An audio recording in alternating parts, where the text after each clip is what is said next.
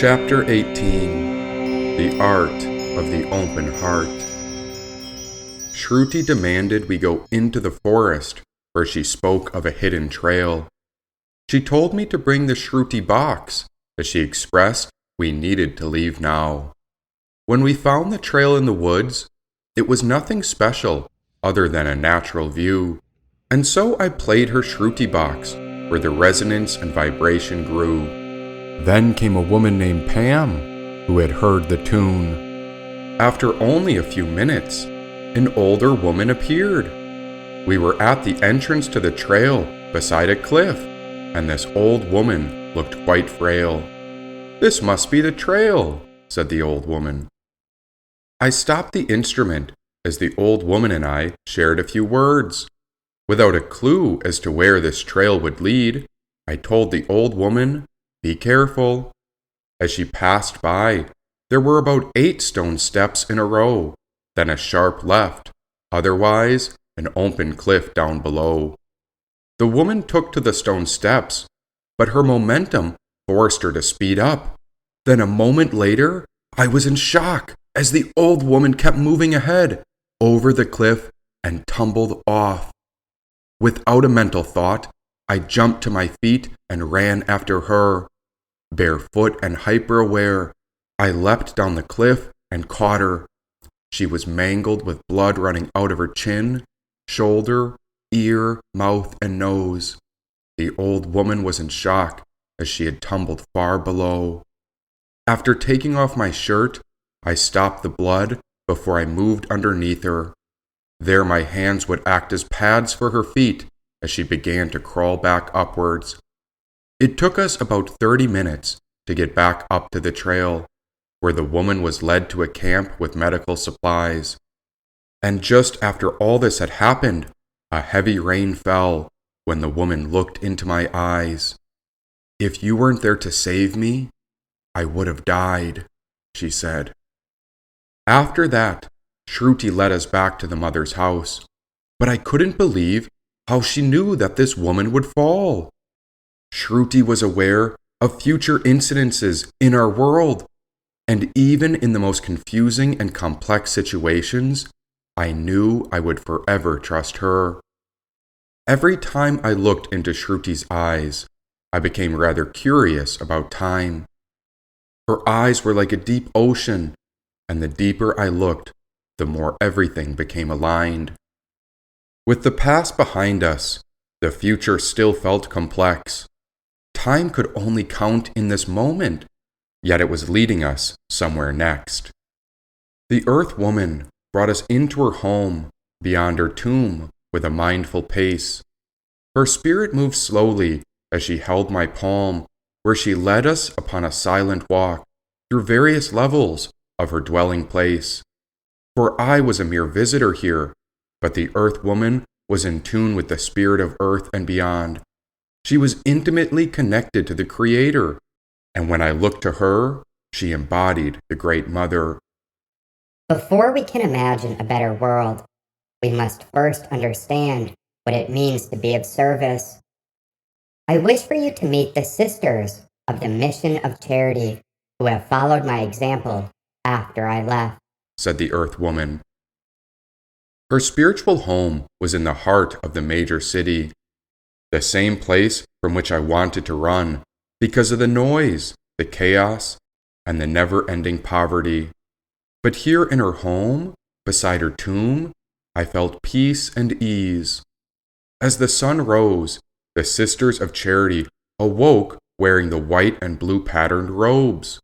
Their day started with Mass, prayer, then breakfast, and then it was time to serve. By now I had become a volunteer, and I thought we may go to a shelter and hand out food, but I had no idea what I was getting into. There were at least 20 Sisters of Charity living here, and along with me, there were a handful of other volunteers. And while I wasn't sure what we were in for, the sisters directed us into the city to help those in need. But before we even began, a man with terrible pain appeared. He laid on the ground before the entrance to the mother's house, while flies swarmed around his calf. His wound was wrapped in plastic bags and maybe an old shirt, but I could not be sure what liquid or pus dripped out of him. The man could not stand, and before we even began, we had to help this homeless man. The sisters instructed me to pick him up and get him in a cab to take him to the dispensary where we would meet at later.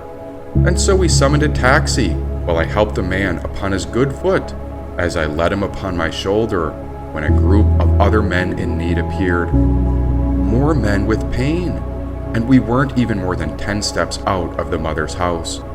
But these people too were put in the taxi and sent to the dispensary where the Sisters of Charity had their medical tents. Next, a sister handed another volunteer and I each a bag filled with bananas and bread. Since our taxi had just gotten occupied, we hopped on the bus toward the railway station.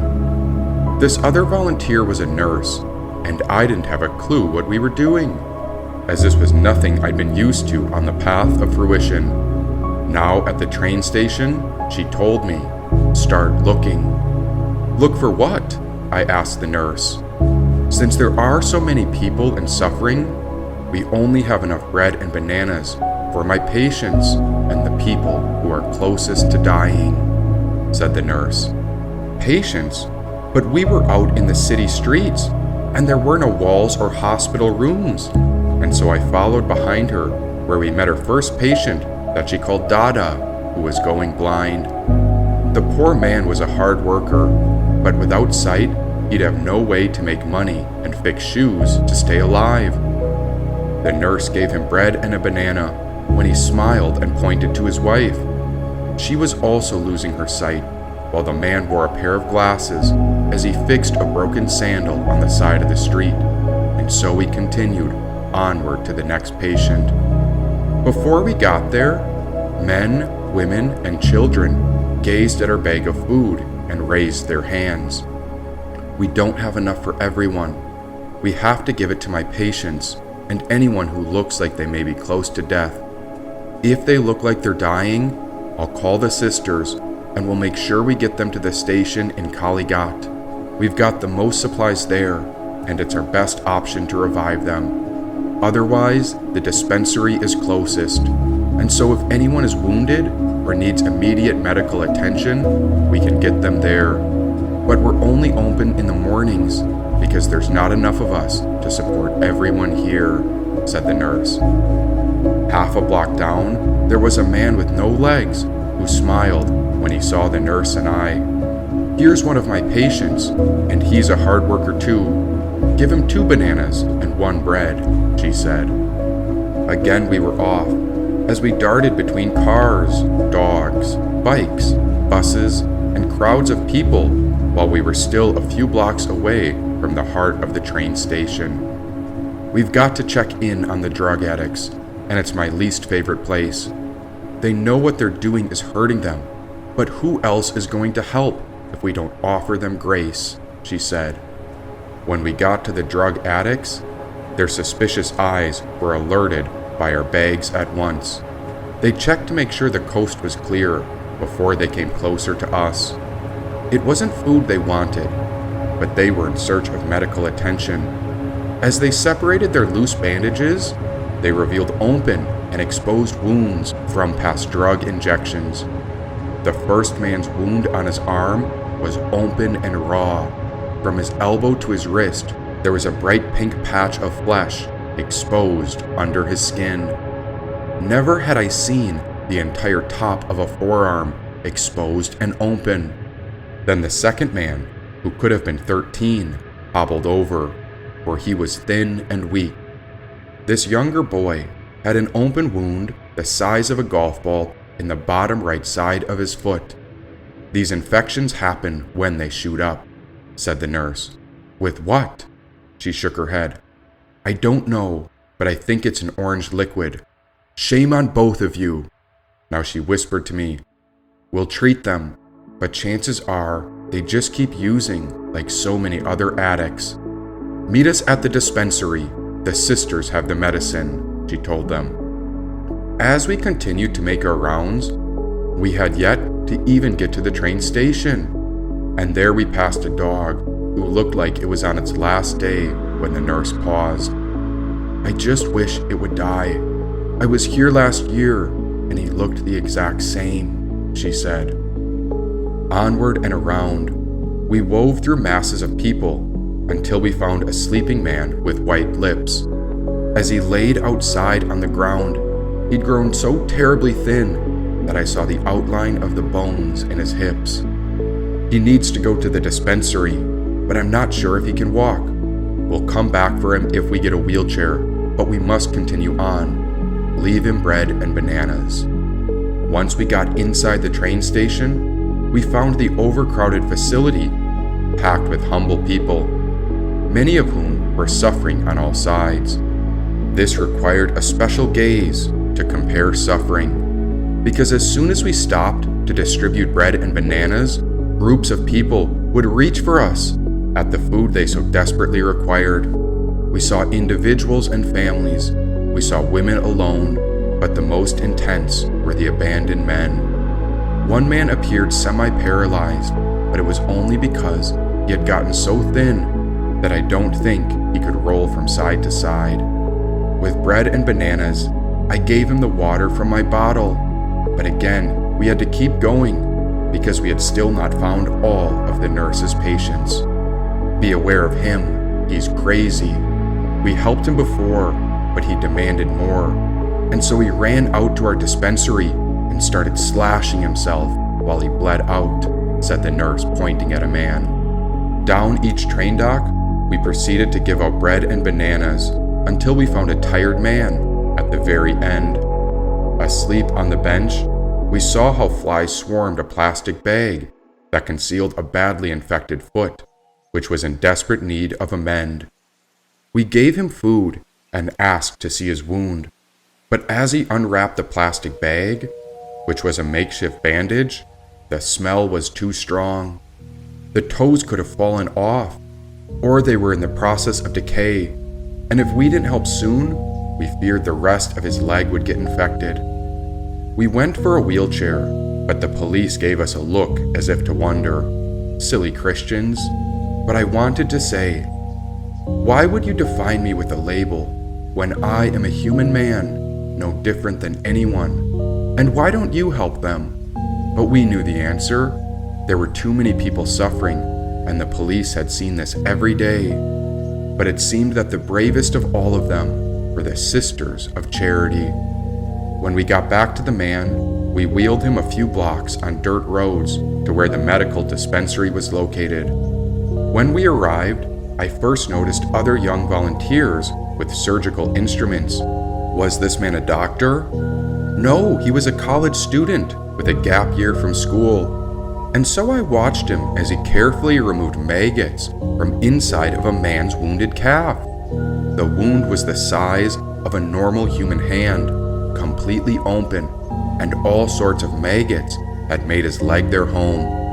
The man winced in pain while his leg twitched, when I stood in shock, because I'd never had sight to look inside of a human person.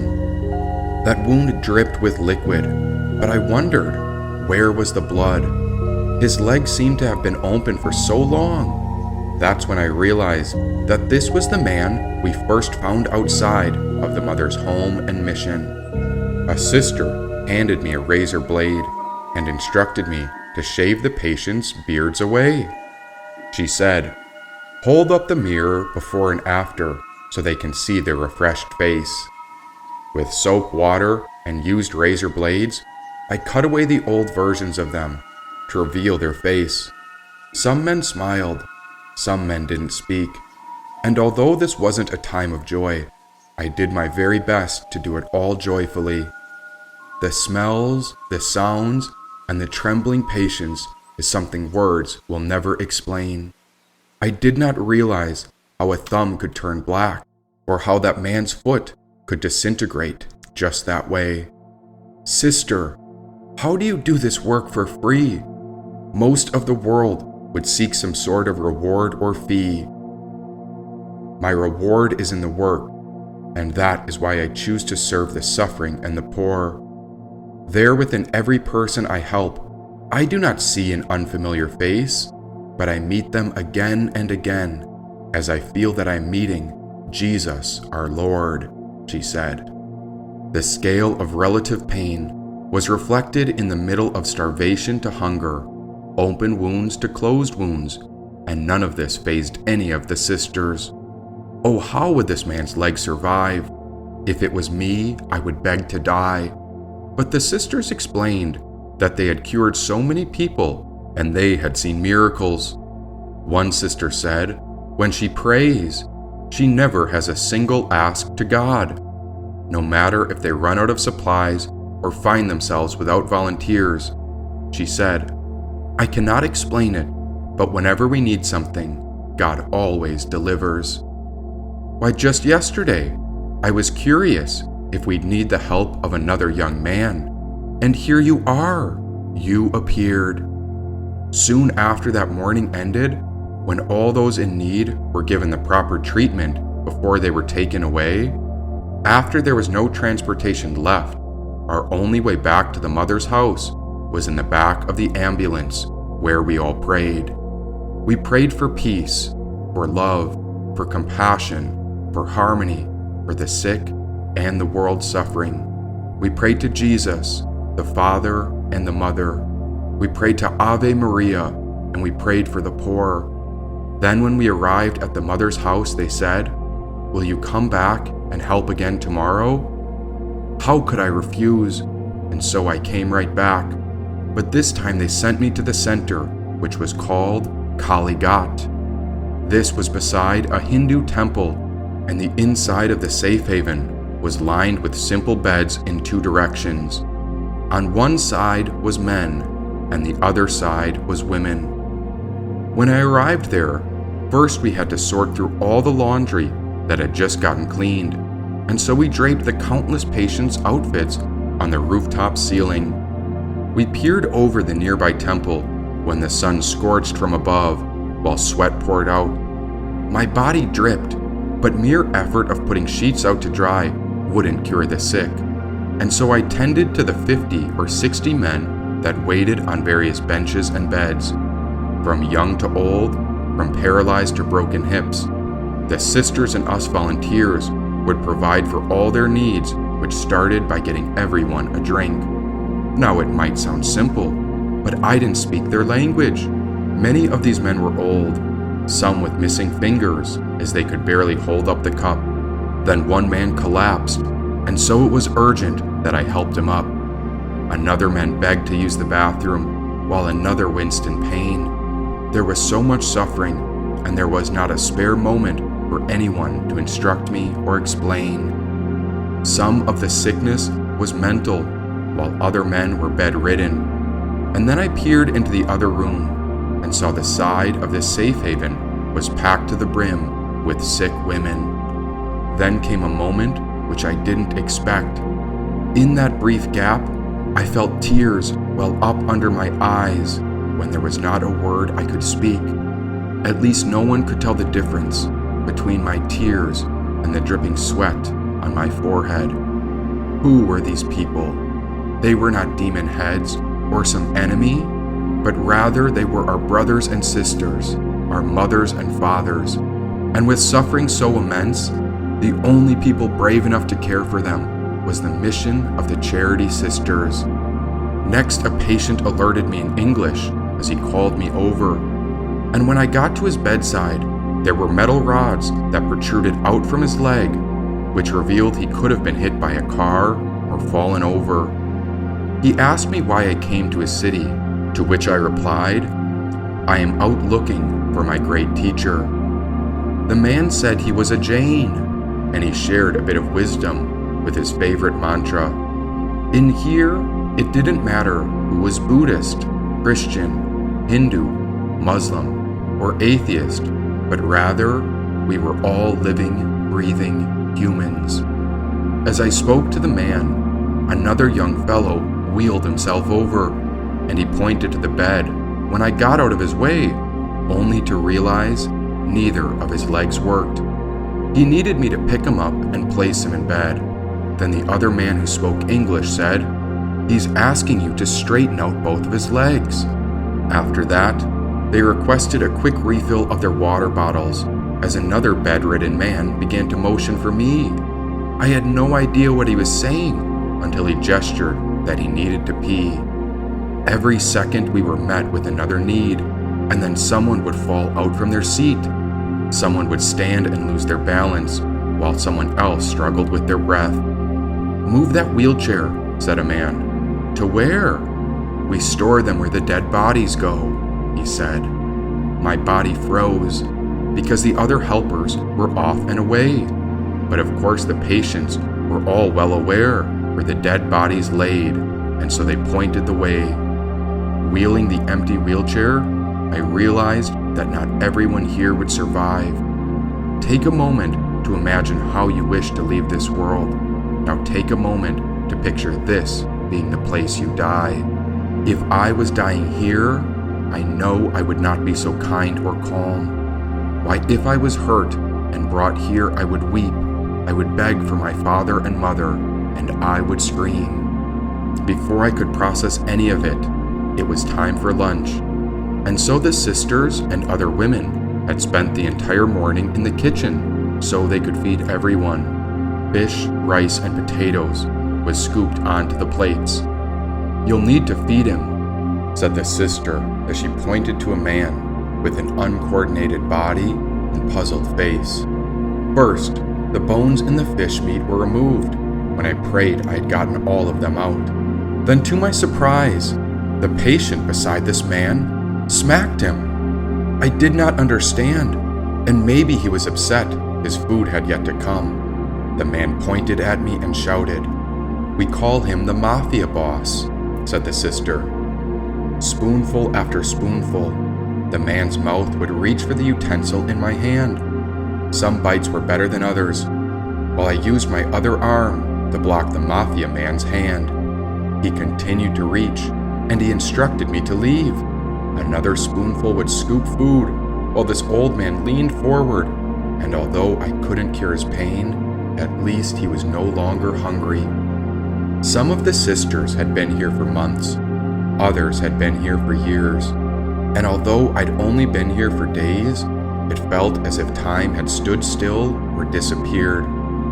Anything beyond the sick haven seemed to be irrelevant, and so the focus was on the bite I would have wished to eat. Rice and fish would fall out of his mouth, while the mafia boss continued to yell at me. After he finished his food, there was a moment between our eyes. I wondered what he had thought, but the heavy gaze revealed nothing came out from his mind. "He'll need to be fed too," said a sister. A man in the corner sat in a wheelchair rather than a bench, and so they had made him soup, and they gave me a spoon for him to be fed. With his water cup on the shelf, I'd feed him a few bites before he'd get a sip of water. His mouth and head seemed to veer left when I felt someone step on my leg, but I couldn't be disturbed. There were no words spoken, but rather the only sound between us was the spoon in his mouth, followed by a gentle slurp. So focused, my eyes looked into him as I pictured how this old man was someone's father. But how many more years until his body would lose the battle against time? No word spoken, yet he was no different than you or I, as his soul was housed within a human. Instead of a real conversation, it seemed only a sign on the wall spoke to me. Our poor people are great people. They are lovable people, and they don't need our pity and sympathy. They need our understanding and love. They need us to treat them with dignity, said the sign. When lunch was over, the man in the wheelchair was the last man in the room. It seemed him nor I noticed that everyone else had been moved. All the men were given a humble bed, as they would remain in the infirmary until dinner. And so my day was over, as I reflected how the sisters had done this work for years. On the walk back to somewhere, the city seemed to buzz with energy, while nothing overcame the awareness. Cars and motorcycles beeped, but not a single close call threw me off. Speechless, while the hot sun scorched the town, and all these people had somewhere to go. But why, I was off to somewhere, but whatever words came to mind, they too did not know. My body was here, so was the breath in mind, but nothing could explain the cause or the remedy for such human suffering. The journey had taken a swift turn, but there would be no use for any kind of map. Instead, the mental activity succumbed to a sort of stupor, while I found myself in a silent gap. Between such silence, the awareness found how rain would fall. Yes, tears came down, but where would anyone go? Umbrellas protected the fortunate, but even if there was shelter, I could not protect myself, my family, or my friends from the harsh reality of life. It was all happening, and my mind seemed to be back with those in the sickbay who knew the truth about time. Words were of no use. Please excuse this ramble. I do not know how to make sense of the suffering in this world. A gap. Space between the past and now. Something would arise in the future, but it did not matter what, why, or how. Time would continue on, and it would come for us all. We'd have to face it no matter our status or fortune, and no one would survive, even if they hoarded all the medical supplies in the world. That gap. Something cut through the mind, as if the truth was spoon-fed into my body as I reached for the divine. What would become of this body? For I too could not outrun time. That gap held space for the entire world, yet if you wanted to describe it, there were no words a living being could find. In pure awe, it felt as if my mouth dropped open. That gap, after serving and seeing so much suffering, felt like a part of me had been exposed to that which is beyond knowing. I had seen it, felt it, smelled it, and now I could not avoid it. All that was left was the gap, the jaw drop, the speechless awe that maybe no matter how far we journey, how much we achieve, how famous we become, I now understood that not a single one of us would survive it. This gap was wordless. When the night came, I tried to speak, but the mind did not wish to rest. Without words, we waited for a sign as we stayed awake, aware in that gap. Speechless and tired, what can soothe the tired soul as it gazes at the ceiling of one's room? When the sun did rise, Nandi carried us without words, where we found ourselves at a new temple beside an old saint's tomb. Oh, why had the journey taken us to so many tombs? Again, there was no one here, but rather the result of time was ever apparent. This was another great being, much like the Earth Woman. As I bowed to the tomb, even though this was a different person, I felt the exact same presence when I was near the mother's house and met the great Earth Woman. Have you come for the invisible parable? Said the voice of a familiar spirit. It sounded like the great Earth Woman, but it couldn't have been her. This was the tomb of a man named Ramakrishna, a Hindu, but somehow, were they united in the missions of charity to live in service of others? I don't know why I've come, and I don't know why I'm here. It seems I find myself in between a wordless space. And who are you? Who I am is none other than what is. Whoever you look at upon the earth, space, or in between is where I live. I am one with everything, as the spirit of creation has one law. We offer ourselves up in spirit so that we may give, said the spirit of the great being. And what did you say about an invisible parable? Yes, and let me explain to you what I love about our Aquarian gospel, said the spiritual being. The Aquarian gospel? Never heard of it. Sure you have. It is the wordless wisdom that our soul cannot put into writing, said the spiritual being. After a moment, I stood still while the breeze waited for the voice to continue. The spiritual being emerged first as the great earth woman, but as she opened her robe, I saw the spirit from this man's tomb. Impossible! We are all one. Not so long ago, you were told that you are the teacher. But who are you really? You are a soul that lives within everything and everyone.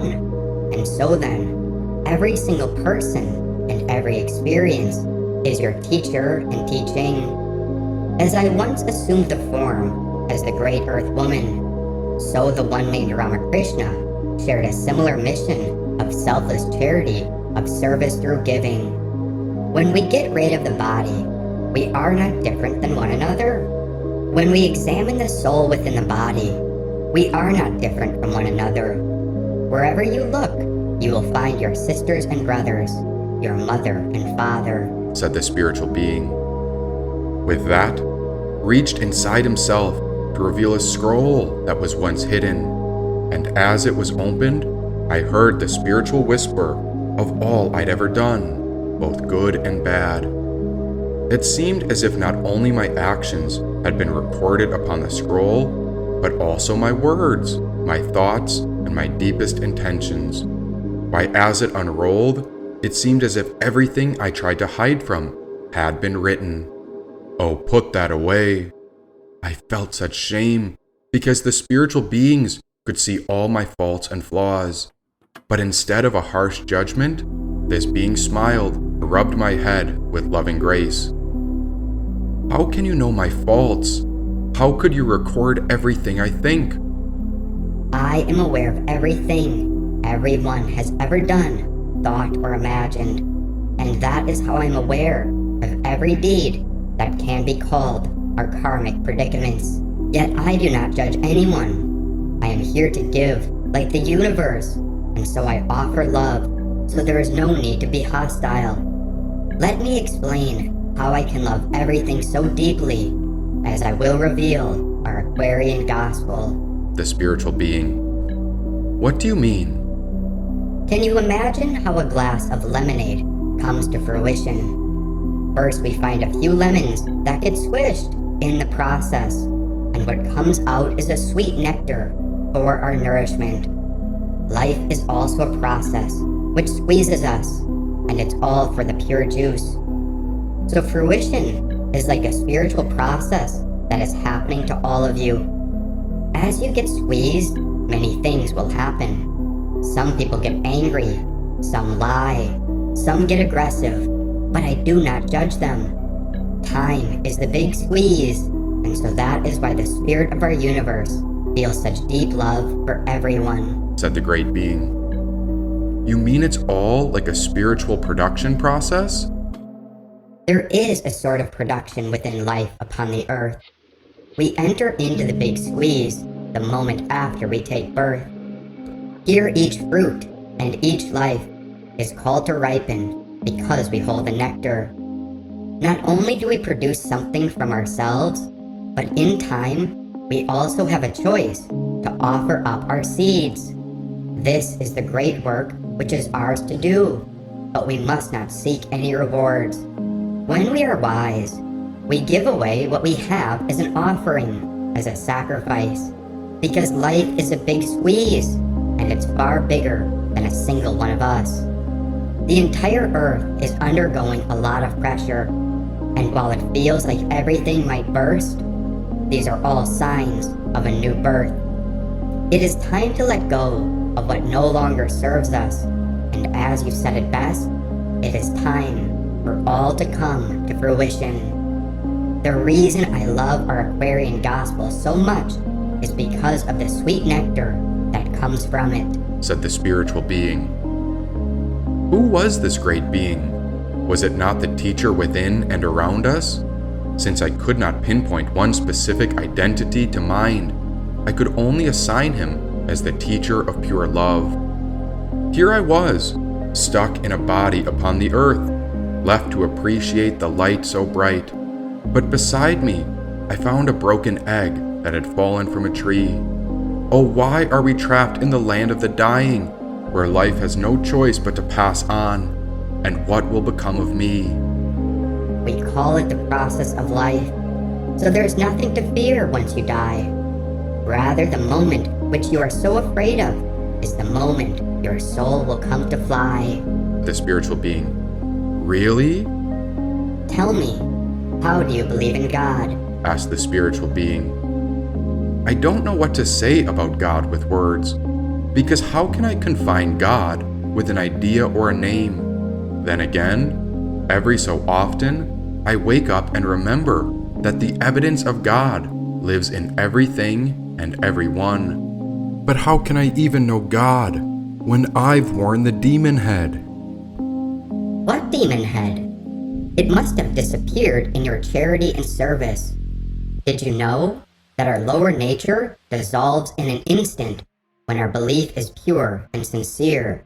This is the power of our loving awareness, said the being. Yes, my head was back to normal, and somehow in the selfless service, my lower nature fell away. But still, so many questions remained.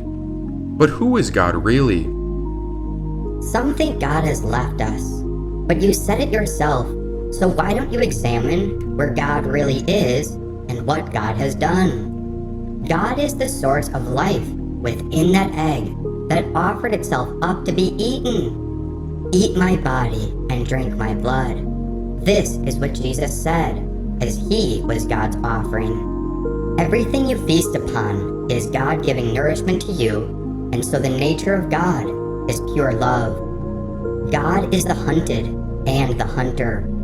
God is the bombardment of children who die in unjust ways, and God is also in the bomb maker. God is the Holy Spirit within us all that is trying to keep us united together. Some call life survival, but God offers up everything as our life, as God is a creator, a sustainer, and even a destroyer. Still, within all of this is the light that shines out as we are one together, said the great being. These spiritual beings were the most evolved out of the Magi. They were brilliant and often spoke without words, but every so often I could hear the wisdom that poured out through an open heart. It seemed God's love surpassed logic and reason as it flowed in a heartbeat pattern, like a pulsation, just like how wildlife grows and expands to become the world's nourishment. Now, who could have planned this, unless God was really within all of it? That was my God moment, when I woke up, even though I knew that in the future I might succumb to amnesia. Yes, I had seen it. I had touched a space of oneness. But every so often in Earth time, I felt so separate from it. Now, what was this? There is a good way to sit with it. Let me show you, said the spiritual being.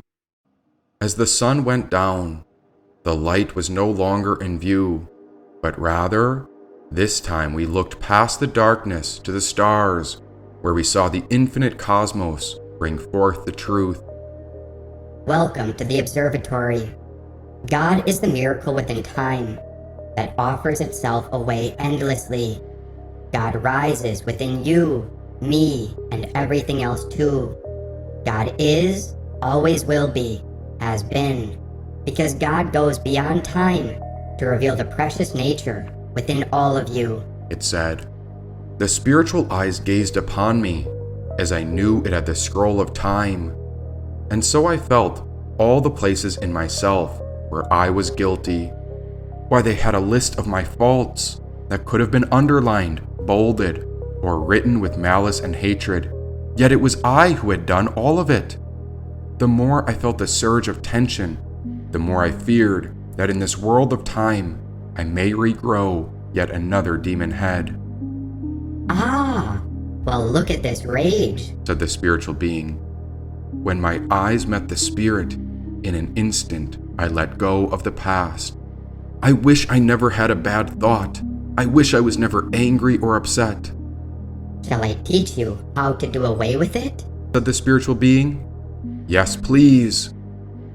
If we want to embody love, then you have to learn to hold space for everything, including rage, hate, and all the emotions that pull us apart. Pure selfless service will get rid of the demon head rather quickly, and so, selfless service is the path which can open the heart. With the art of an open heart, you will never need to fear that you will regrow a demon head. Instead, love will flow through you and emerge as your purest expression instead, said the spiritual being.